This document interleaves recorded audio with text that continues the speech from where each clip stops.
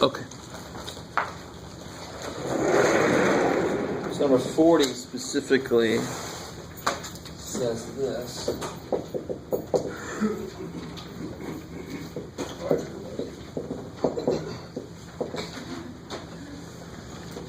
So real quick, little side discussion, blah, blah. If I see something like this, make something very obvious. What part of that looks like it was plugged into the other part of it? Does that make sense? What part of it looks like an inside function? What looks like an outside function? What would the inside function be? X. Yeah, 1 over x minus 7. So one way to look at this is f that came from putting h into g. Right? So that's really what this is asking you, is what two functions kind of get composed, one put inside the other, to make the one you're looking at. So if I said h, the inside function you said looks to be 1 over x minus 7. What was it plugged into? What do I do to this? Cubed. So it was plugged into x cubed. So that's the idea of that section on that homework, is they give you a finished product and they say, where did this come from? Well, this is a nice easy one. They put that function inside of a cube function. Now this one is another classic example. So very often you can see an inside function, an outside function. I could have made the outside function square root. Then this would have just been the square root of x. You guys see that? That inside function would have been that. So if I would have said f of x is the square root of 1 over x minus 7, the inside function is still, what's the inside function? 1 over x minus 7, because that's inside what function? What's that inside of? The square root of something. So if I put h into g, I'll end up with this. Right? That's the idea. You have to come up with what was put into what. Now, another really nice thing is when there's repeated parts. That must be where the x goes. Right? So what's repeated here? So if I say this came from f of g of x, my g of x is definitely going to be square root of 2x. And what was it plugged into? You say that like this. G of x is definitely going to be square root of 2x. What's the form it was plugged into? 1 over something, 1 over x minus x. There. So if I plug this in here, I get that. That's the whole idea of those problems. And I know, on one level, this is just really analyzing the hell out of composition. If you can do the damn thing backwards, you're pretty damn good at it. You know what I mean? If you do it backwards and forwards, you're good. But even further, if you're going into calculus, maybe anybody going up to calculus? Sweet. You guys, remember this day. Inside function, outside function, especially if you take me. This is going to rule your life at the end of that class. The inside function, the outside function. Yay. And then into math, if you have to take out 2, it'll continue to rule your life. Okay. For the rest of you guys, you need to know it right now. Is that cool? Does that make any sense at all? So it's a difficult problem because you got to do what we just learned backwards. That's always difficult, right? Yeah. Anything else? Yeah. One of the same? Yeah. Oh! Alright. So what is the test? What's the visual test? You guys got this here? What's the visual test for if a function has an inverse, which is also called... Yeah. For a function to be invertible, it has to be what's called 1-to-1. I don't know if you guys remember that. To be invertible, if 2 becomes 8, the inverse has to take 8 back to 2. It can't go to more than one place. So a square is not invertible because 2 squared is 4 and negative 2 squared is 4. So if I said the output was 4, can you tell me exactly what the input was? No. It could have been 2 or negative 2. So it's not 1-to-1. 1-to-1. They only go together, right? So that's why this name makes sense. For an inverse to exist, I have to be able to work backwards, which means that input can only go with that output and vice versa. They can only go to each other, 1 to 1. So what's the visual key to this? Is this 1 to 1? No. Because it doesn't pass the horizontal line test. Cool. Vertical line test for a function. I would flip this thing and then check it with its own vertical line test, but we go, that's too much work. Let's just flip the test. Horizontal line test. Kick ass. So this is not 1 to 1, because for this output, it comes from more than one input. So it can't go backwards. So this is the output of 8. Can you tell me exactly what the input was? No, there's 2 options. I can't tell you exactly what the input was. It's 2 to 1. It's not 1 to 1. Okay. Yes? What happens if it doesn't pass the vertical line test? Oh, if it doesn't pass the vertical line test, the damn thing's not a function in the first place. Yeah, but I think these, they say, yeah, they tell you at the beginning, determine whether each function, so you know it should be a function. Cool. Yes, sir? Can you do 50?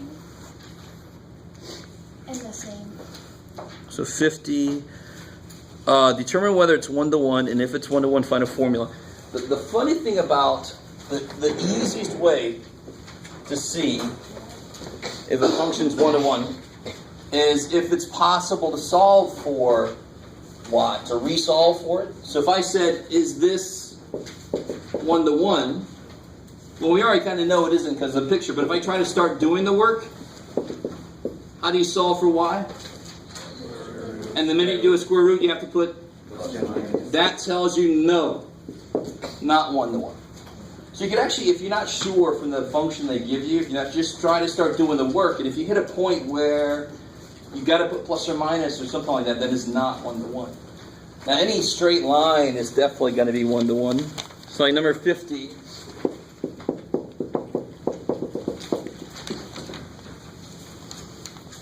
people turn in. So number 50, oh, okay. What's the first step to figure out the inverse? Replace y with x. Yes, well, yeah. Bring y back in. Switch the x and the y. Solve for y. Minus 2. So that's just verifying that the inverse of adding to is subtracted. Cool. So that's the process. If there's an inverse, if it is 1 to 1, that process must work. And we saw last time that in order for this process to work, I have to know the opposite functions. So I have to know minus exists. When we learned 3 to the x, we had to know that log base 3 of x exists. And then I could do inverses. Right, that's the inverse function of 3 to the x, remember? Sort of. Feels like about 3 years ago. Yeah. So wait, only when you put a plus or minus, then you know it's not a function? That's it? For the when you're That's any time that there's more than one output when you're doing the process to try to resolve for y, that's where things are going to break down. Okay. So like if I had this, how do I solve for y? I've got to write 2 cases. So right there, that one breaks down, right? And from the picture, we know it's going to break down because it's a V, so it doesn't pass the horizontal line test.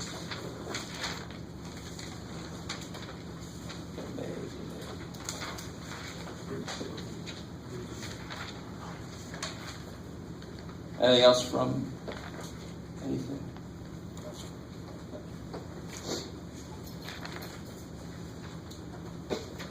Okay. Let's go back up to, let's do a quick little review of what the hell we did 2 years ago. Or it feels like it anyway. So that was a little review of the process for finding inverses. That's a simple function, but I don't care. The process doesn't care. It's always the same process. So how would I find the inverse for this?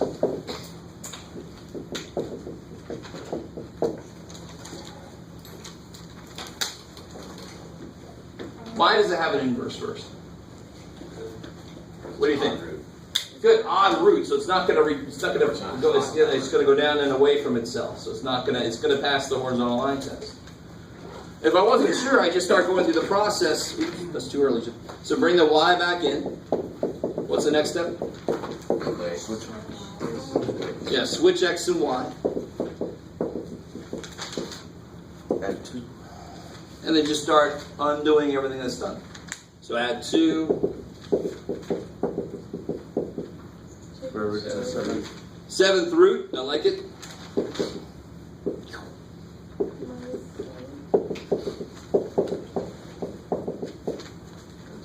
Subtract 7. Okay, so that would be your inverse function. So if it has an even root, it's not a 120? Yeah, if it has an even, if it has an even power, it's not 1 to 1. Okay. If it has an even root, let's do that real quick.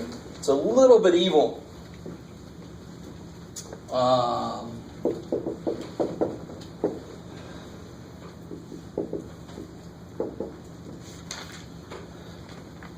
this is an even root. So what does it basically look like? It's been moved around a bit. What's the basic look of a square root? Yeah, good. That's all I need from you. This is really it. So that's the basic look. It's been moved around, right? It's back to down 1, so it's down there somewhere. But it's going to be invertible. It's definitely going to pass the horizontal line test, right? So that's not a problem. The problem is, well, let's try it out. Let's see if you guys can identify where the problem is. So bring the y back in. Switch the x and the y. The 1. Add 1. Square. There's your problem. Square it. No problem yet. Minus 2.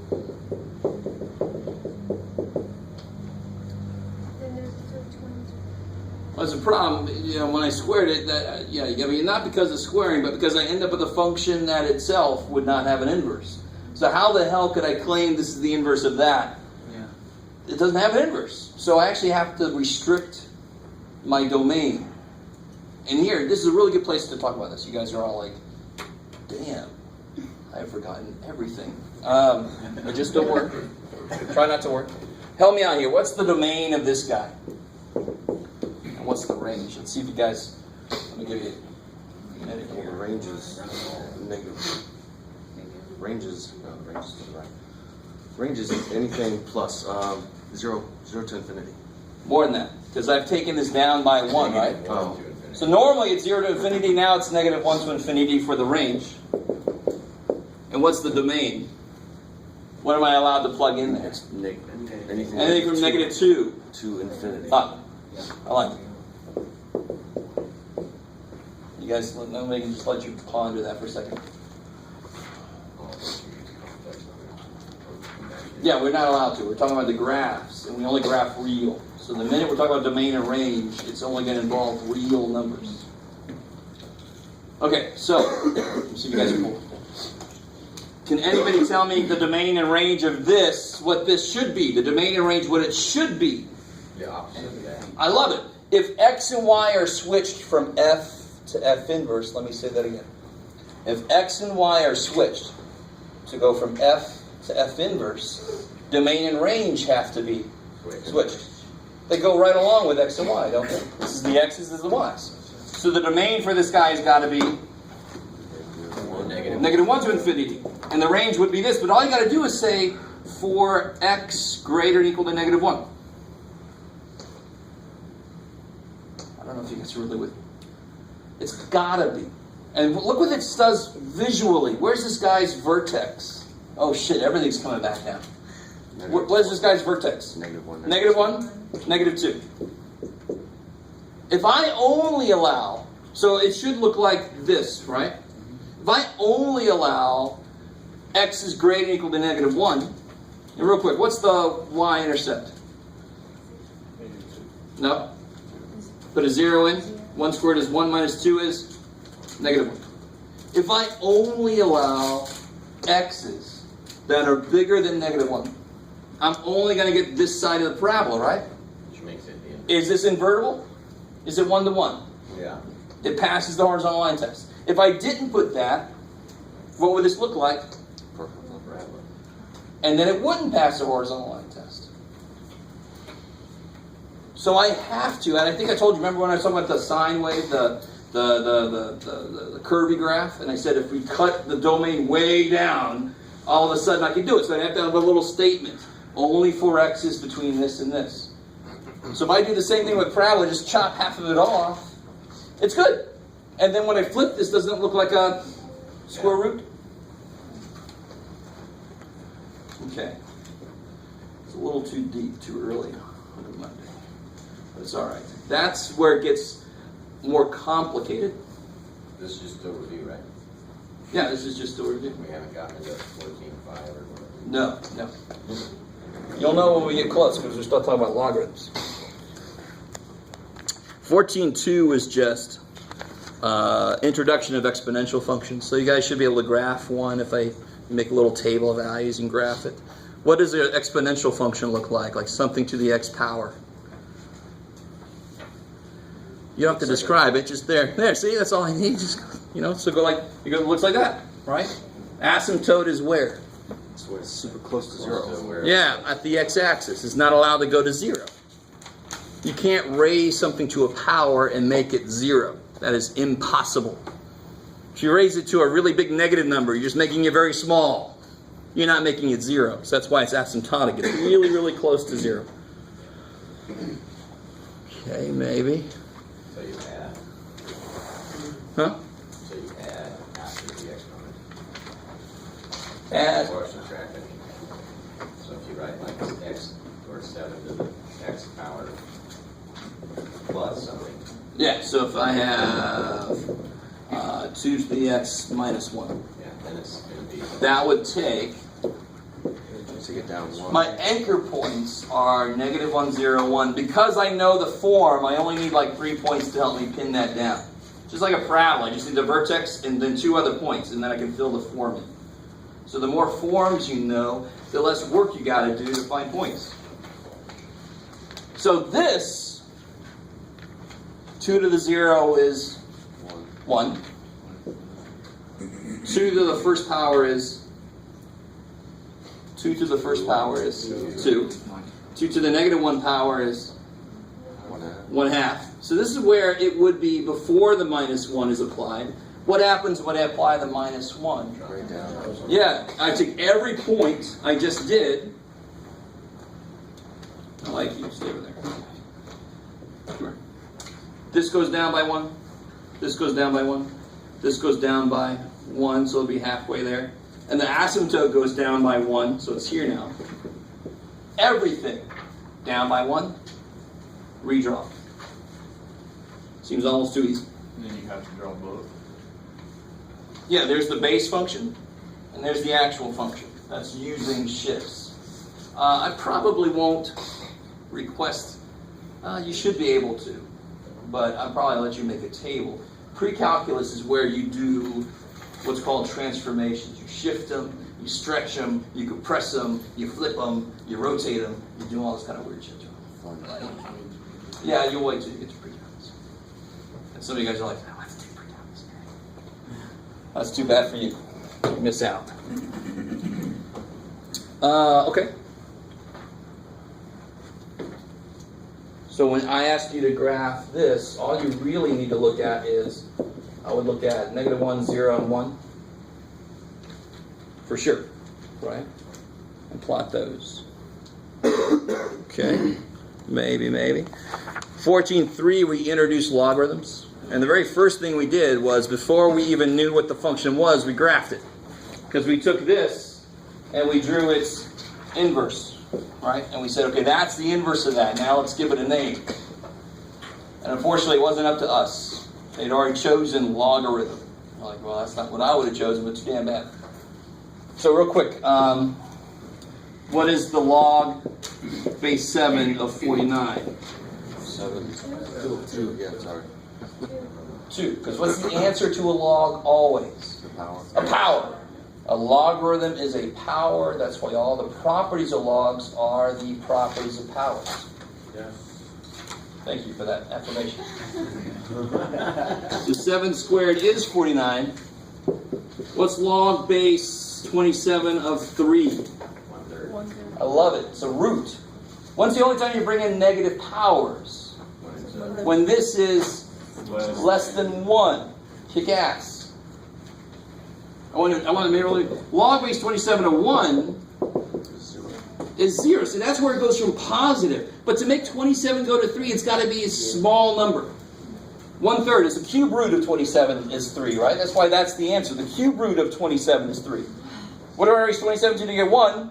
0 power. So if I want something less than 1,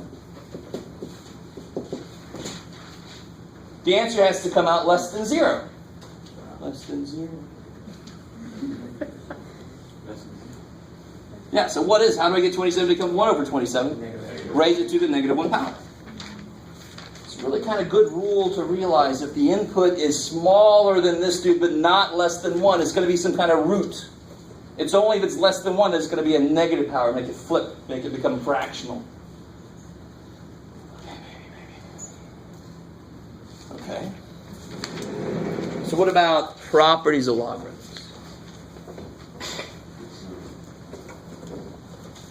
How could you do this here?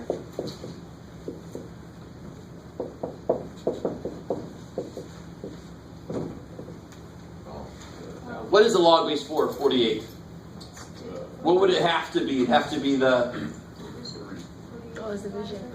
logarithm is a power. So log base 4 of 48 by itself would have to be the power that I put on 4 to make it become 48. I don't know what the hell that is. So it's okay, you don't need it. That's fine. I don't know what the hell that is. But thankfully I got some other piece to it that might help me out. Now what property can I use? When do I subtract Divide. powers? When I was dividing the stuff. That is the correct way to apply this rule. Yes, sir. So if it was log 4, 48 minus log 3. Beautiful. Then you couldn't do anything. Okay. Unless you could do something with each one of them individually, but you couldn't. So, is that cool? If it was log 4, 48 minus log 3 of 4, they're not the same base, right? It's just like being not the same root. I couldn't put 2 roots together that aren't the same. I can't put 2 logs together that aren't the same. I like it. Yeah, so what do you get? What's 48 divided by 3? 16. And what's log base 4 of 16? 2. It's the power I need on the 4 to make it 16. So what you need to do to make logs so much easier than you might have heard from some other people is realize the question that's behind this symbol. What power do I need on this little dude to make this dude? That's the question. If you realize that's the question, the work becomes so much easier. In fact, the work becomes possible, right? Yeah. What if they're in the same power? So say it was log 4 to 48 minus log 3 to the 48. You can't do that. Then it's just like cube root, 4th root of this times cube root of that. Okay. Same idea. You can't put them together if they're not the same base. They're not. In that case, it's not the same root. Same kind of idea, though. Okay. So what about? What's that? That wasn't log 4 to 48. That was like if you put parentheses, it was log 4 to 48 minus the log 4 to make it divided. What happened? You're not subtracting log 4. Yeah, because subtraction is the same as the division.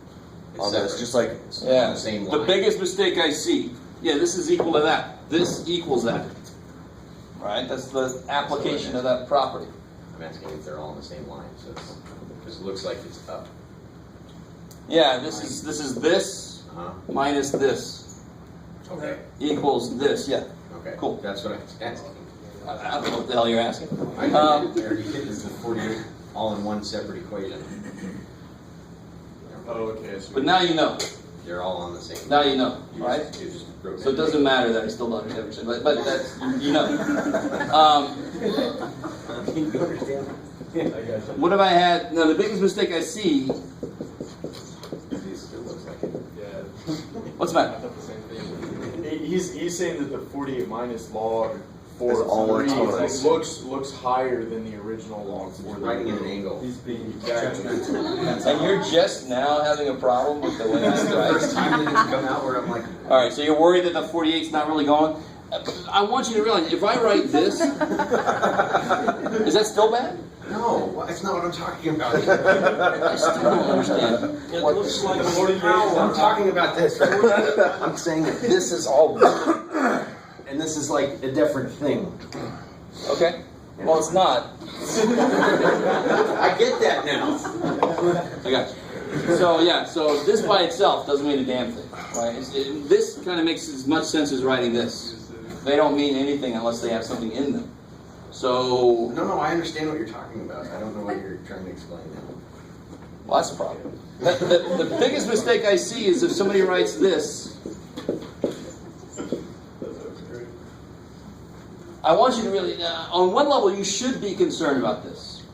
You should, on one level, be like, how do I make subtraction become division? You cannot make subtraction of two things become division of those two things. That is impossible.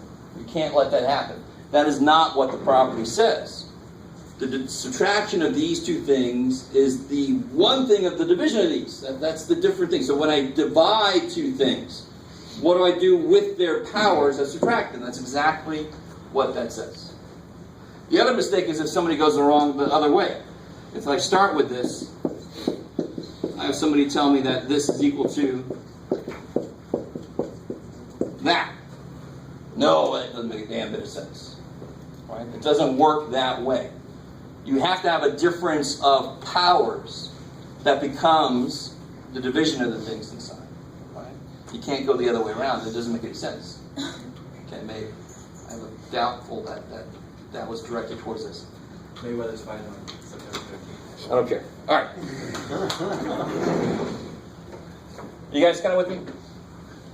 So one property was, log base 4 of log base anything. So it's like base b of a plus log base b of m. Is that better? Equals log base b of no. You add powers when you multiply.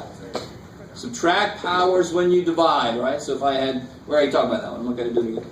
So if I have log base b of a to the x power, X log B of A. beautiful. When I raise something with a power to a power, I multiply the powers. Same property as powers, right? Hopeful. And that, of course, is the most important property I really know, and it's built off of this guy, really. Because that's what allows us to solve equations. Yep. I like it. So, let me give you a couple equations to talk about. And then we'll talk about Is this still with you? natural log cabins. Sort of. Not really. We're moving into semi-new stuff now. Okay. We start off really, really nice.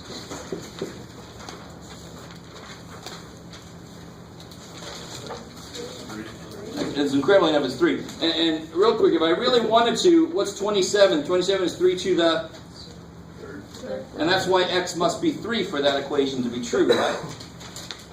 Okay, so cool. So if I can make the bases the same, I can equate the powers and solve it that way. This is an easy one, because the minute I equate the powers, I'm done. So what about this one here?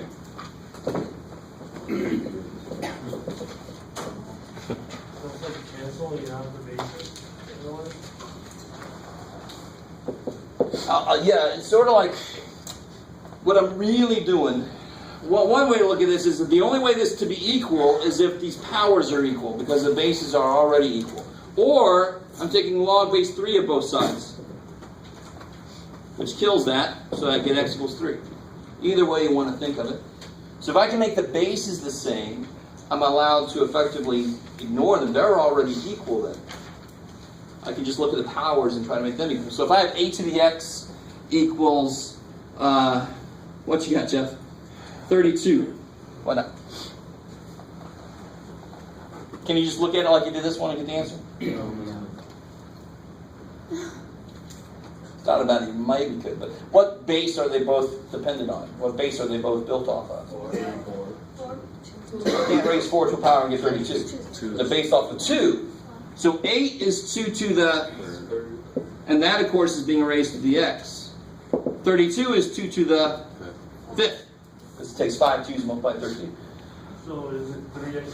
Good, because what do you do with these powers? Multiply them. So I get 2 to the 3x equals 2 to the 5th. So then, what must be true? 3x must be 5, so x must be 5/3. Kick ass. So if you can make the bases the same, that's the way to solve the equation. Now I could very quickly make the 8 a 7 and screw that process to hell, right? If I made the 8 a 7, could you do it the same way? So if I make, let's see, if I make the 8 a 7, I need some other way to do this. You gotta find base. Yeah, what logarithm is on the face of our calculator? Yeah, log base 10, and then there's another one we haven't talked about, that's ln, the natural log. So if I take log base 10 of both sides, just like squaring both sides, or square rooting both sides, or dividing both sides by 8, whatever, it's the same thing. Taking the log of both sides. And of course, if I don't write a number here, it's understood to be 10, because their number system based on 10. Why the hell did I do that? I just added more shit to my equation. Yeah. Why did I do that? So you can solve Where's my variable? Stuck up there. The minute I take a log, what am I allowed to do? it. You carry it outside. Take it down. That can come down here. And then you can divide log 7. Beautiful. Log Solve for x. X times this number equals that number. People start to think that logs are, I get people dividing by logs, which is, you're not used to the logarithm. You're like, what's wrong with that? Because it's just like saying square root of 7 equals x. Let me divide by the square root symbol. Just to move things around. Or, no, it can't divide by the square root symbol. That doesn't make a damn bit of sense. Same exact amount of sense to try to divide by log. Doesn't make any damn sense. So I divide by this number, log 7. So x equals whatever the hell that is. And can you guys... Yeah, so when you put it in, be careful. So what do you get? Sorry? 1 point...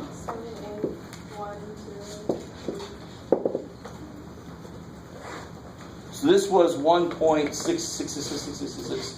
So if I make this 7, it needs a higher power to make it be, and that's true. It needs 1.78, blah, blah, blah, blah, blah, to become 32. Maybe. So, on the test, are you going to want us to put, you're going to specify, say, put, yeah, if I remember. If I don't remember, I'll just say 3 decimal places when in doubt. Okay. 3 decimal places. I'll probably say, take it out to the thousandths place. 3 decimal places. Cool? Because otherwise, you'll go crazy. but you don't want us to leave it in the log 32. Yeah, well, I'm going to ask for, which one of these is the exact form of the answer? The one on the right at the top. This is the exact form. And this is the approximate form. So that sounds very familiar. Sounds like when we had square root of 3 feet. You wouldn't say, I'm square root of 3 feet away from you, unless you're even weirder than me. You would say, whatever that is, you'd approximate it with a decimal, right? So I'm going to ask you exact form, approximate form, just like we did with roots. Cool.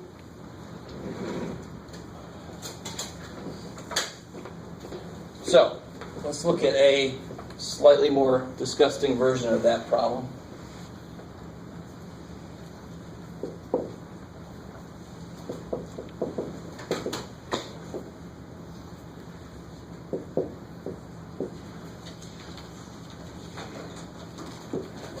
You just log it and then 2 minus 4 is back down and divide log 11 to Alright, cool. John got us going. So obviously the very first thing you want to do is apply the log so that power can come down. So you say log of both sides. Better. So then that allows me to take this dude. That whole dude comes down here. And that's the property. And on this side, you just get whatever the hell log 1.92 is. And divide by the log 11. Yeah, I'd get that log 11 the hell out of the way. Don't make decimals to the very end. Right? Because otherwise, in the middle of your problem, you're already approximating. It's just going to get worse. You don't want to approximate at all. Log 11. Log 11.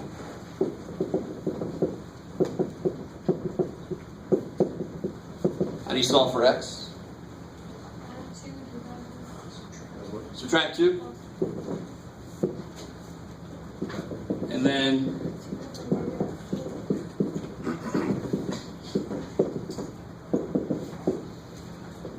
that's the exact answer. You could do stuff with the negative if you felt like it, but it doesn't matter.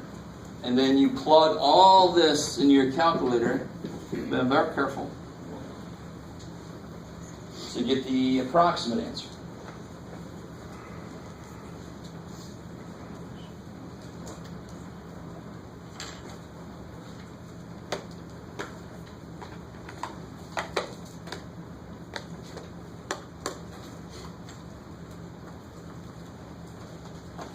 So why would you want to hold off until the very end to get decimals? 2 reasons. I'm going to ask for the exact answer, and if you start approximating too early, you can never give me this. Secondly, if you never, I don't care what class you're in, the worst thing you can do is round before you're done.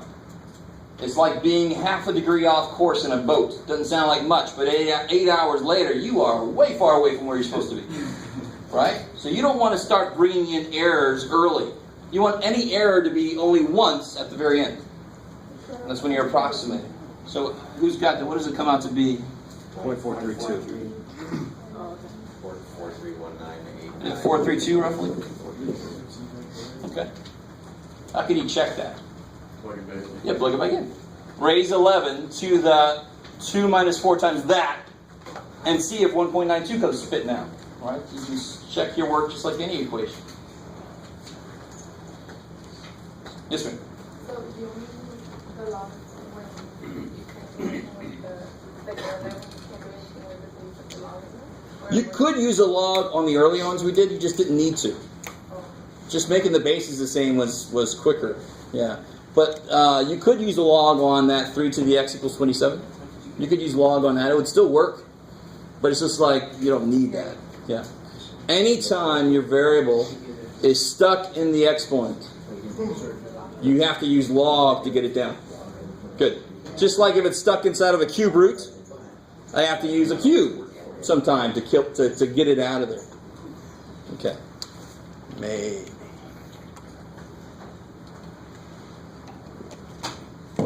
Okay.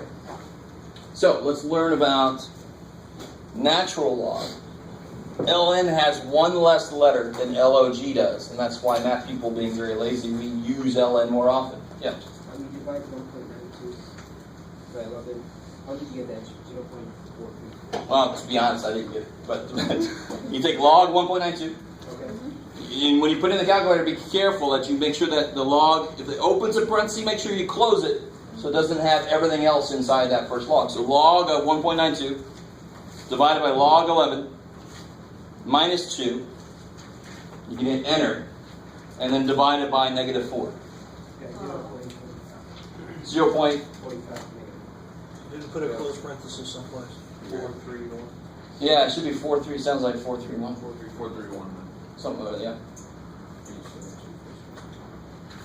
That's where you Okay. See me after. Or see me soon. See me in break. I got this one. All right. So,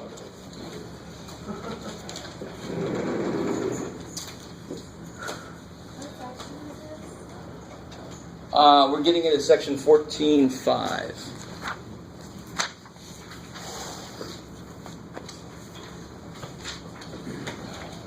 So there's 3 main places where this base comes out of. So this base we're going to talk about now is in between base 2 and 3. So if I graph 2 to the x, I'll get this. Here's 2 to the x. Make that big. If I graph 3 to the x, I'll get this here.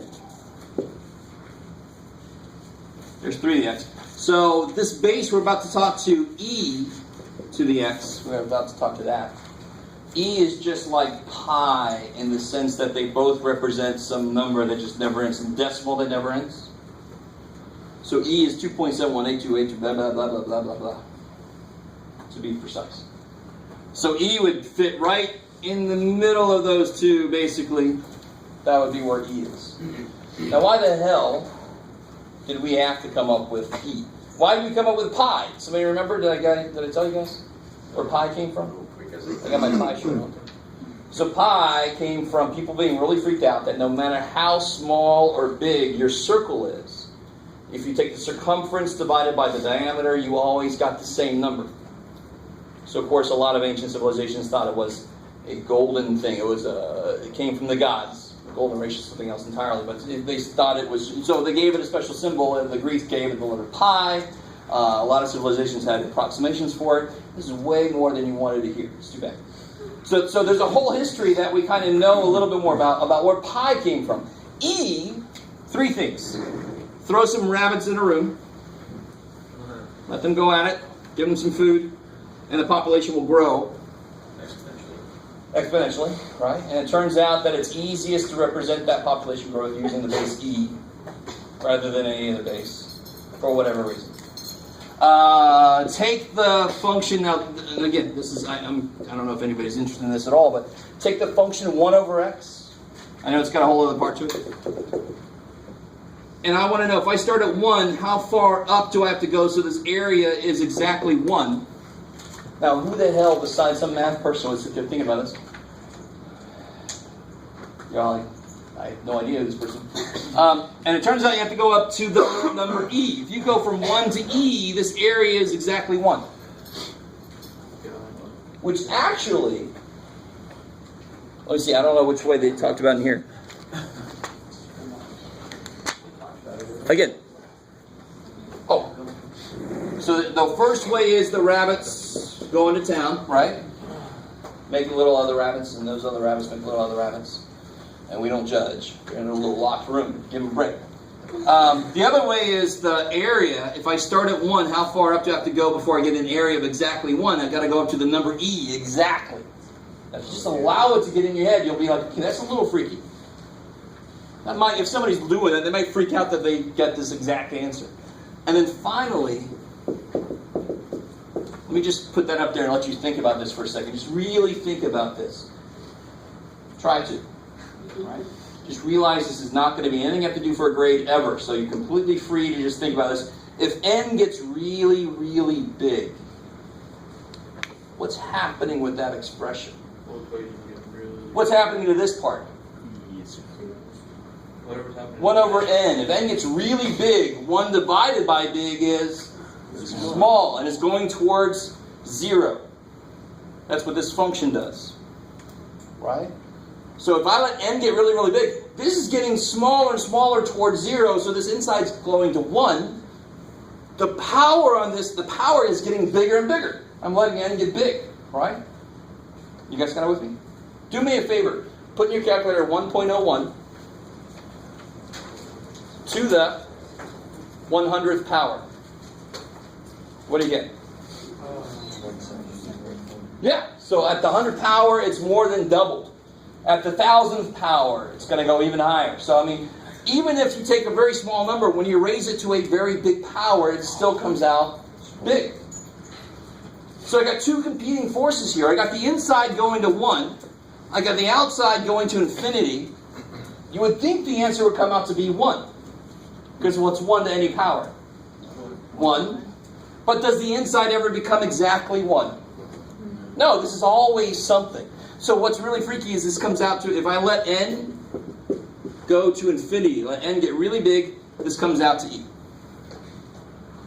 So that last part, if you are a math geek, and this, I feel like I lost you about 20 minutes ago, but this comes from the study of money and how money grows, or just anything that you allow to accrue over time, to continuously compound, to continuously make interest on itself. You guys semi with me at the moment? This expression comes out of that study. So this is what I use if I was letting something compound continuously, not just every year, but continuously adding money in. That would be, this number would have to be used. It's kind of, you can see how it goes with population growth. Because when does the population grow faster? When I have more people to begin with. So it depends on how much stuff. So how do you make more money from a bank account? You put more money in. How do you make a lot of rabbits come out of a room? You put more rabbits in the room in the first place, right? So there's sort of the same dynamic. So it's kind of cool that this number comes from that situation. And that's sort of almost a graphical representation of a part of this anyway. That's plenty. I just want to give you a little background. If you didn't understand a damn thing I just said, you can kind of see E came from some historical playing around. Same way that pi did. Right? Same way that pi did. And you're like, I have problems with pi. Well, it's too bad. Too bad. So, all that stuff aside. So now I know that if I have f of x equals e to the x, its inverse, I'm only going to write this once. This is going to feel like scratching my nails on the chalkboard, which I don't even have that, so it's too bad. Its inverse would be log ex, right? You with me? If you ever write this for your teacher, they will go crazy. We use the symbol lnx, natural log.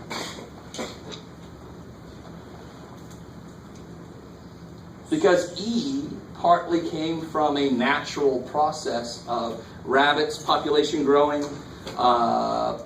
decay of radioactive material is you can do it by E, in like a flip of E going down, decaying radioactive material.